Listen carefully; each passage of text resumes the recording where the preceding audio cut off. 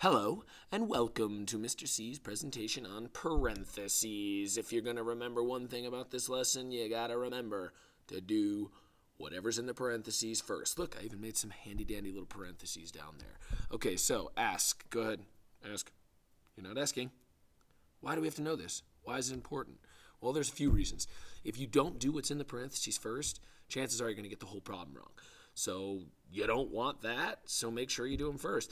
As you get into middle school and high school and you start doing bigger and bigger and bigger math problems, you have to cue in on these parentheses as the first step in the order of operations. So before you start doing anything, addition or subtraction or multiplication or division or exponents or anything, you always find whatever's in the parentheses first and do that first.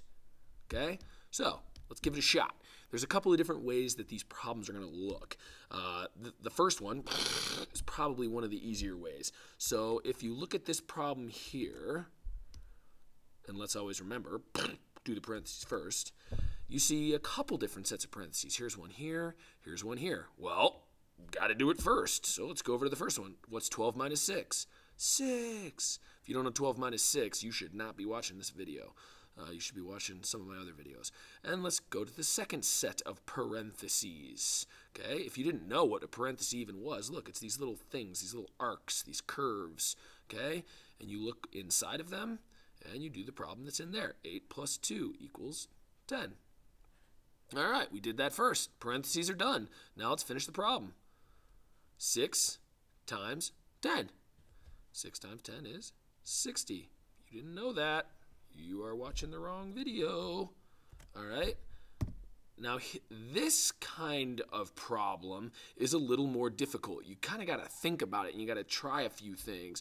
Let's change my pen color for this second one. For a problem like this, there are no parentheses.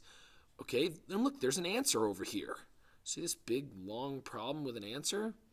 They're going to want you sometimes to put parentheses into a problem to make it true. Okay, watch. If I don't put parentheses in here and I just start over here and start whipping through, 5 times 12 is 60, right? Minus 7 is 53, plus 1 is 54. What? 54 equals 26? Well, that's not true. That's not even possible. Okay, so what do we have to do? Well, we have to add some parentheses in here to make it true. So you're going to have to experiment. All right, well, let's just try over here. If I put parentheses in here, I've got 5 times 12 is 60, right? And then I put another set of parentheses in here. 7 plus 1 is 8. Okay, well, what's 60 minus 8? Well, that's 52.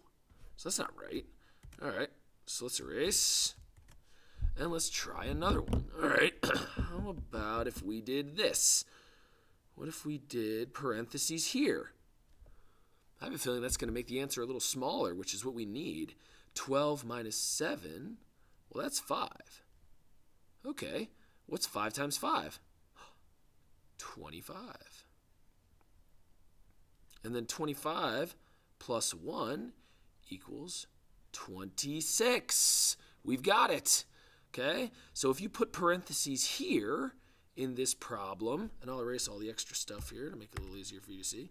If you throw some parentheses in here, right? 12 minus 7 is 5.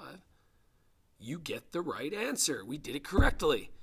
It's tough. And if you don't try it and find the answers, you're probably going to get it wrong. So you have to experiment with these ones. I think these ones are a little more difficult, but they're not impossible. And as long as you're patient and you try a couple of different things, you'll usually come upon the answer. Okay? So let's very quickly go over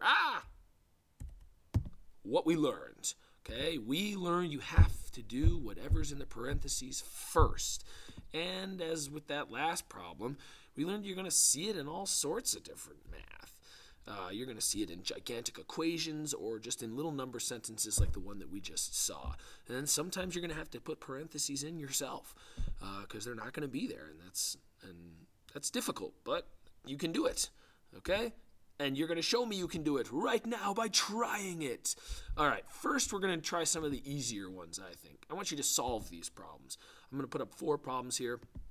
They all have parentheses in them. I want you to go through and find the answer. And don't forget the rules that we learned about here in this lesson. Now, secondly, I want you to try some of the more difficult ones.